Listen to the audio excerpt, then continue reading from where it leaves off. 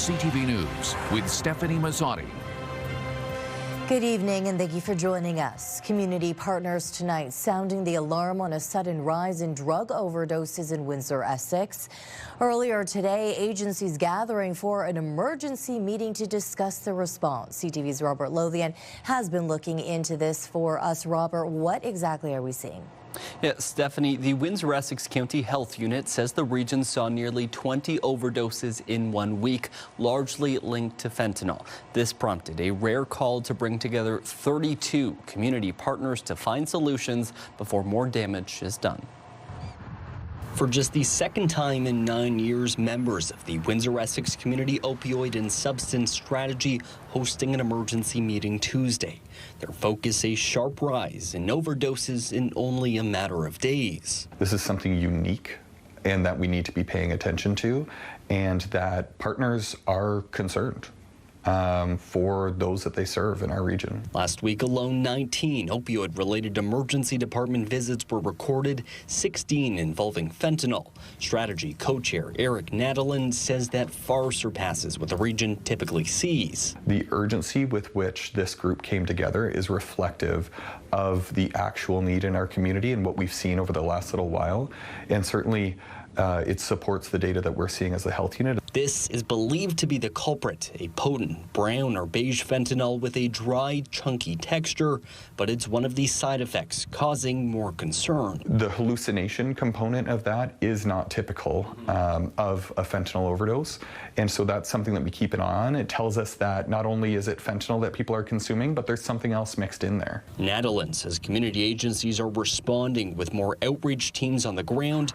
Their goal is to spread the word about the risks of the substance and how to avoid an overdose. So those who, drive around the community, support those in need, those in crisis, those that they observe using substances or maybe experiencing an overdose. The health unit is reminding to never use alone, keep naloxone handy, and of course, if ready, seek help. There are things that we can offer you from all the way upstream to preventing substance use up front to harm reduction resources that will help you to stay safe if you do continue to use substances. Eric Nadalin says they are looking at strategies that help all of Windsor-Essex, reminding the public substance abuse impacts people in all walks of life. Stefanie. Okay, Robert Lothian with our top story tonight. Thank you for this. CTV News has also learned a charge of first-degree murder has been dropped in the city's first homicide. On February 18th, the body of a 44-year-old man was found unresponsive in the parking lot of the Met campus of Windsor Regional Hospital. Authorities believe the man was fatally injured elsewhere and his body was left outside the emergency department. On February 27th, a charge of first-degree murder was dropped against Brandon Lay. He is now facing a charge of transferring a restricted handgun and a charge of knowingly being in a vehicle with a loaded handgun. 25-year-old Robert Lebrecq is still facing a charge of first-degree murder in relation to that incident. Windsor police have charged 2 men after a sexual assault investigation that led to the seizure of a loaded firearm and suspected cocaine. Officers responded to a disturbance call in the 2700 block of Paulette Road shortly after 10 p.m. on Sunday. Police say they learned that a female resident had been sexually assaulted by 2 men inside her apartment. A 28 and a 29-year-old are now facing multiple charges again, including sexual assault and possession of a substance for the purpose of trafficking. And Windsor police believe there may be additional victims in a separate sexual assault investigation. This time, police say the victim was allegedly assaulted on 3 separate occasions by the same man. He was later arrested in the city's West End on February 14th.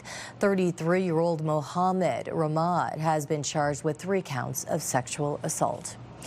In other news, major construction along Seacliff Drive in Leamington is already changing traffic patterns, and business owners are split on what it could mean heading into the tourism season.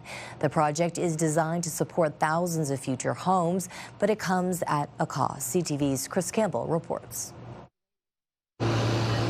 Heavy equipment and detour signs now line parts of Seacliff Drive East in Leamington as the municipality moves forward with infrastructure upgrades tied to future growth. Mayor Hilda McDonald says it's necessary work even if it slows traffic in the short term. It's going to be inconvenient without a doubt. The sewer upgrade, backed by $41 million from the province, is expected to support as many as 6,500 new housing units in the coming years. At Stop and Shop Seacliff Variety, owner Al Matar says he's already hearing concerns from customers. The timing as well is not the best because this is our season in the summer and we do a lot of tourism in the area, so hopefully they get it done earlier. If not, maybe we can see some compensation. Matar says summer is peak season and he hopes support could be considered if revenues decline. But just a few kilometers away, optimism remains strong. At Peely Wings Outfitters, owner Butch Demers says birders and tourists heading to Point Peely National Park are unlikely to be deterred. They're going to find their way. They're very familiar with the area. So I don't think they will be slowed down. Demers says while first-time visitors may need to follow detours carefully, the destination is worth it. Once you find your way to the point, it's so enjoyable. Residents like Fern Keach say detours are frustrating but necessary. It's got to get done, right? We need the homes here anyway, because we're getting quite the population. Mayor McDonald says the shorter Seacliff West roundabout project should wrap sooner, but the east side work will be a longer inconvenience. She's urging drivers to follow posted detours and bear with the disruption as the town prepares for significant growth. When you think about it, we've got money. We got over $3 million for the roundabout on Seacliff West, and we've gotten $41 million for the sewer line. That is unprecedented for many communities, and for us, we've never received that kind of money. So this inconvenience is going to be for a while, but again, for the betterment of everyone that lives here. Chris Campbell, CTV News.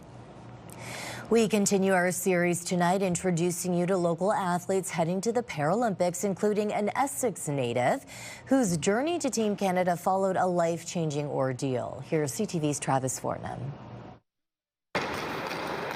Zach Lavin grew up in Essex, an athlete who played just about every sport with one notable exception. Volleyball, basketball, wrestling, you name it, but never really any hockey. After high school, he moved out west, keeping active when one hike changed his life forever. I got lost in the Rocky Mountains for 3 days. The frostbite was severe. Both of his feet had to be amputated below the knee. A life-changing moment, but one he didn't have to face alone. It was a really tough scenario to be in, but coming from a small town like Essex, I had so much support. Family and friends always just helping me through it and wishing the best for me. On the other side, Lavin found a way to hold on to his active lifestyle, helped along by his introduction to Canada's game through para-hockey. Believe it or not, one of the worst things that ever happened to me ended up being an awesome opportunity for me to take a shot at it. Just a few years later, he was playing for his country, helping Canada win silver at the 2022 Paralympics in Beijing. And now he's headed to Italy for his second games. Anytime I get to wear the maple leaf on my chest is the next best day of my life.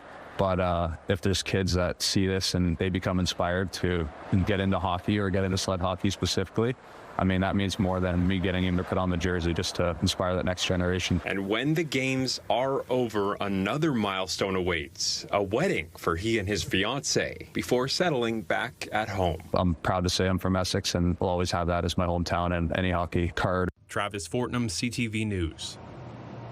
Thousands of high school athletes will be visiting the Windsor-Essex region in the coming weeks. The Aquatic Center buzzing as athletes go for the gold in the pool.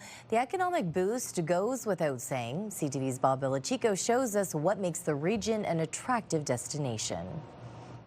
2,100 athletes from all across the province, including their friends and families, are in the city of Windsor for the OFSAA Swimming Championships. This is one of 4 OFSAAs here in the region this spring. Sports tourism alive and kicking. We just like to host it here. We're proud of our city. We like bringing people here as often as we can. Hotels and restaurants are busy as visitors explore the city. The fact that there's hotels that are so close by is fantastic. And we can walk to the pool and have restaurants. We're excited for going for dinner this afternoon in Sandwich Town. So we're super excited. Yeah, we're happy to be here. It's just a great place to have it. There's a great community here. There's a really good environment for swimming. I truly love this pool. Thankful that we're able to host it here in the city in our world-class facility. Swimmers like the riverfront. First time seeing the view. It's really nice. I've never seen Detroit before, so it's pretty cool. I watched the sun come up this morning, and it was actually really nice looking over and seeing the skyline. Swag is selling like hotcakes. In this case, the brand new Gordie Howe Bridge is built into the design to make it special and unique for the athletes. This is the 5th time Windsor has hosted OFSA swimming. Swappies helped us out a ton, so I have contacts through them. They've helped us coordinate hotels. They gave us all the bags for all the teams that came in. It's just nice to kind of have that contact and promote Windsor. It's a phenomenal facility. It has everything we need to host an event of this size. Secondly, the experience of Danielle and her committee. Second to none. Yeah, it's a little bit crazy in the management side of hosting a meet of this size. But we've done it before, and we will probably do it again if they allow us to. Holy Names is hosting the OFSA Senior Girls Volleyball Championships next week. Villanova has boys and girls hockey later this month, and St. Anne brings baseball to the area. It's over a year of planning, and everybody plays a pivotal role in having it all run smoothly. And then without our volunteers and our student volunteers, it just doesn't happen. You get to showcase all of your facilities, and when you have people like Danielle and her group running them, it makes it easy for us to say yes. The Oshawa Swimming Championships continues here at the Aquatic Center tomorrow. We'll have more from On the Sidelines in the newscast Wednesday. At the Aquatic Center, Bob Belichico, CTV News. And today marked the Windsor Chess Challenge's 26th year.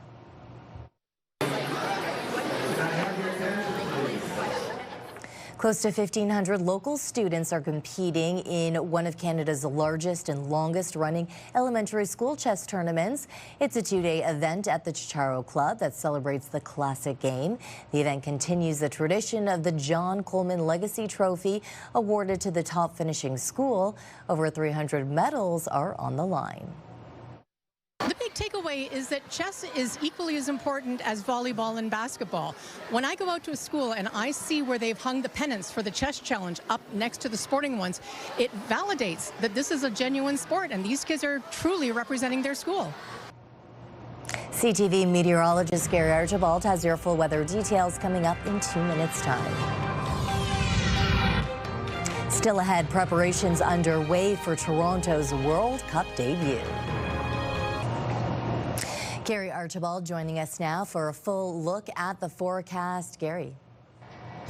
Stephanie, we're talking about some rain that could dominate the forecast parts of Wednesday. I think Wednesday isn't such a bad day altogether. There's a chance of fog in the morning, maybe a light shower in the afternoon, but a mixture of sun and cloud. I think late Wednesday into Thursday, and certainly Thursday afternoon, some significant wet weather's on the way. Along with that, we'll see warming temperatures. Today was not as warm as we anticipated, off by about 1.5 degrees, reached a high of 2.5 degrees Celsius. Our average high is 1 degree warmer than that, and we were expecting 4 degrees, to be quite honest. The misty conditions certainly were a big part of this afternoon and evening. It's relatively quiet, but you can see westerly winds dominating. There's a significant storm that's working through the northeastern USA, and behind it we have this clearing that could bode well for a bit of some drier air, but we'll wait and see how that pans out. Right now the projection is Thursday in particular right here at around 3 to 5, 6 p.m. We'll see a passage, and note it's not just rain and steady rain at that, but there's even a chance of a mix of maybe some freezing drizzle and ice pellets. I think it will be mostly rain, but we'll have to wait and see on timing and certain elements coming together. Overnight temperature projected for early tomorrow morning pre-dawn. The lowest -2 will feel like about -4. That's seasonal, to say the least. Relatively, well, not too difficult to deal with. We've been a lot colder. Cloudy conditions for tomorrow morning. Through the midday, you'll note temperatures jump climb up to about 8 degrees at around 3 or 4 p.m. By 5, mostly cloudy, and down to 7, the wind is calm throughout the day. Take a look at our 7-day forecast I put together. I want to draw your attention to the trends in terms of temperatures, certainly for the daytime highs expected. Look at that, up to 18 degrees by Saturday. That's a nice jump into the teens. I think we could see 20 degrees next week, maybe even Tuesday. We'll see some sunshine. Right now, keep the umbrella handy.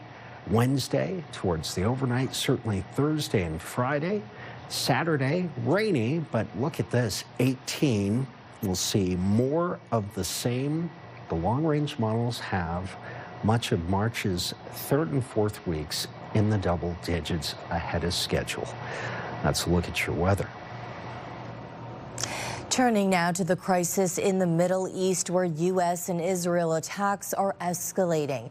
Meantime, American embassies are closing as Iranians are fleeing to safe zones like Turkey, and that is where we find CTV's Adrian Gobriel tonight. As the sun sets on day 4 of this war, the scale and scope is painfully coming into focus. South of Tehran, Israel struck this compound today, belonging to the group responsible for electing Iran's next supreme leader. Throughout the night and into the day, Israeli forces have also been targeting Iranian-backed Hezbollah positions across Lebanon. The Red Crescent says that more than 780 have died in Iran since the fighting began on Saturday, with the single biggest loss of life taking place here at this girls' school. Neither Israel nor the U.S. have claimed responsibility, though nearby fresh grave sites have been dug to bury dozens of children. The president of the Red Crescent in Iran saying that more than 168 children, aged 7, 8, and 9, were martyred.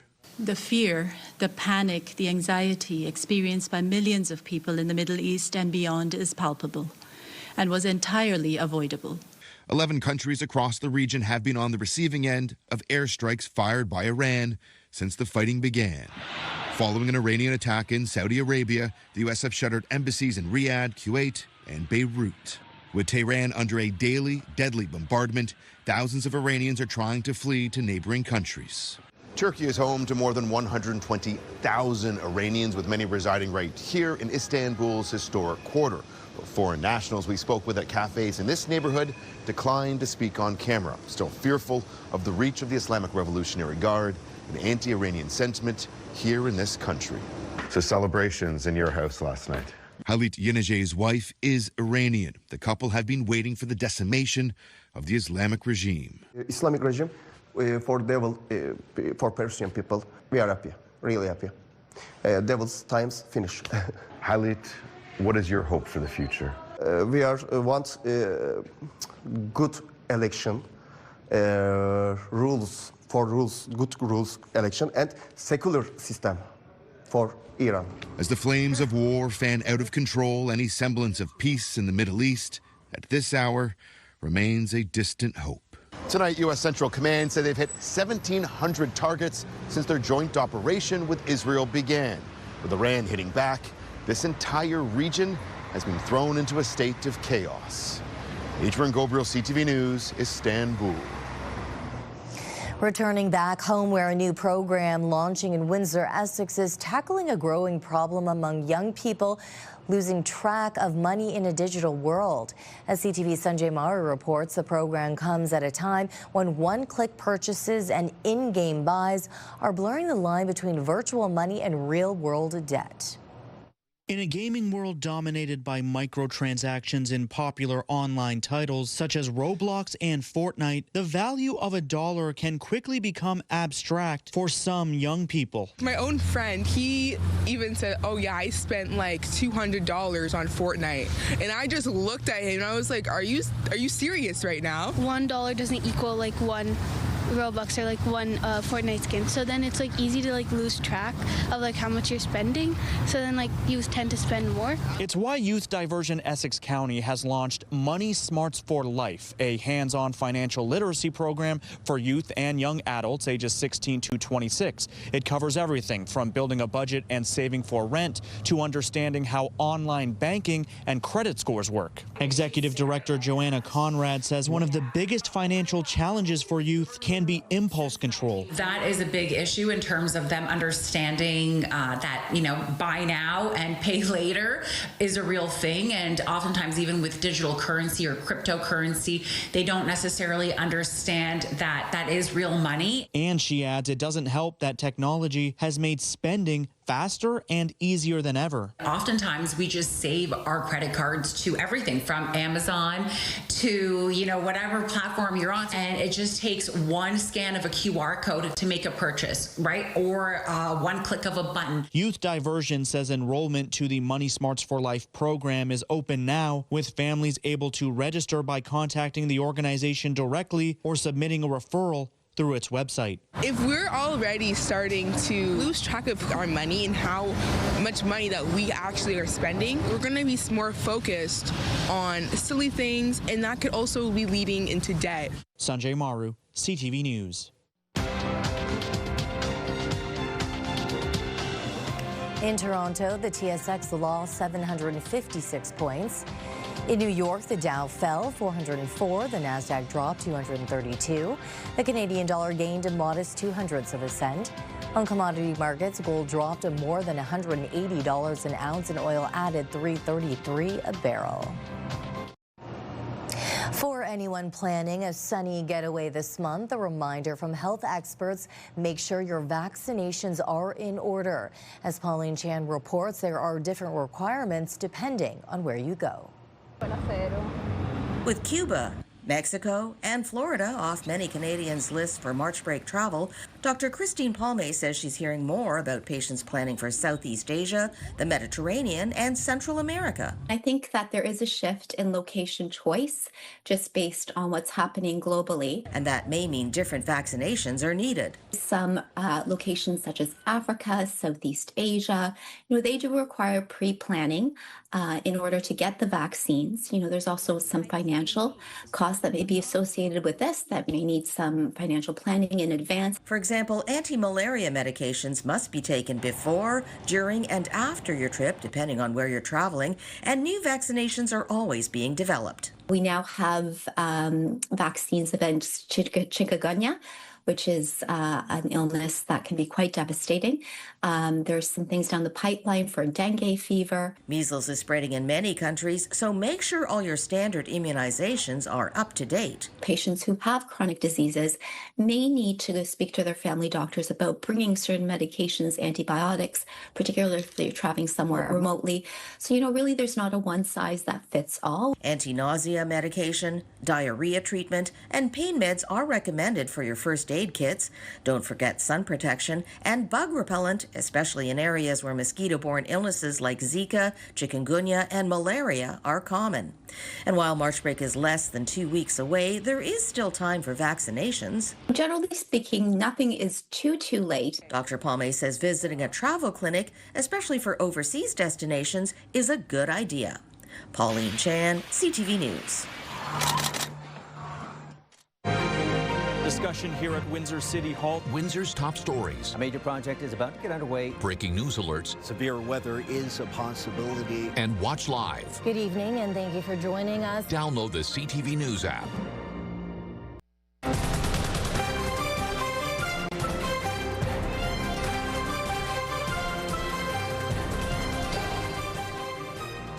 Gary has one last look at your forecast. Calling for a warming trend across much of southern Ontario. The next 24 to 48 hours, we'll see a nice climb. Our average high for this time of the year is closer to 3.5 4 degrees Celsius between Windsor-Essex, Chatham, Kent. Tomorrow will be 4 degrees above average. That's what we project towards the latter stage of the afternoon. A mixture of sun and clouds. Shouldn't be a bad day. There's a slight chance of a shower in the afternoon, and we'll see some morning fog. Rainy through Thursday, Friday, and Saturday, but note the temperatures jumping up to 9, and then significantly from there, 14 and 18. Wet, yes, but mild and well above seasonal. Could see a record or two Friday or Saturday across parts of southwestern Ontario. Sunday, still mild, down to 12, but well above seasonal. And then some sunshine, fair weather, Monday into Tuesday, 11, followed by 18 a week from now. Mark it down, Tuesday, some areas in southwestern Ontario could get up to 20. Wherever you are, enjoy your weather and anticipate this warming up. Have yourselves a good night. We are 100 days out from the start of the FIFA World Cup. Canada's opening match is June 12th in Toronto, where organizers hosted a Fan Fest event earlier today, building towards the city's World Cup debut. With more on the countdown, here's Heather Wright. The World Cup doesn't kick off for another 3 months, but excitement is starting to build. It's awesome. When I was a kid, I used to always think, why don't they bring the World Cup to Canada? Now it's actually here, so it's pretty cool. In a city as diverse as Toronto, Eugenio Pagnotta is one of many with divided loyalties. He's half Brazilian, half Italian, born in Canada. He's rooting for Brazil, but thinks if Italy qualifies and plays Canada in its opening game, there will be a sea of Italian fans in the stands at BMO Field. The dilemma there is interesting because Italy haven't qualified for the past 2 World Cups. If they qualify this time, BMO Field is probably going to be more blue than red. Chapel Corner Cafe is always a destination for Portuguese fans, where support will also be split. When Portugal plays, I'm being Portuguese. When Canada plays, I'll be Canadian. This is the first World Cup to be played in 3 countries and 3 time zones. Hundreds of thousands of fans are expected to descend on Toronto and Vancouver, where 13 matches will be played. There has been plenty of criticism in the lead up to this tournament over ticket prices, costs, and political concerns.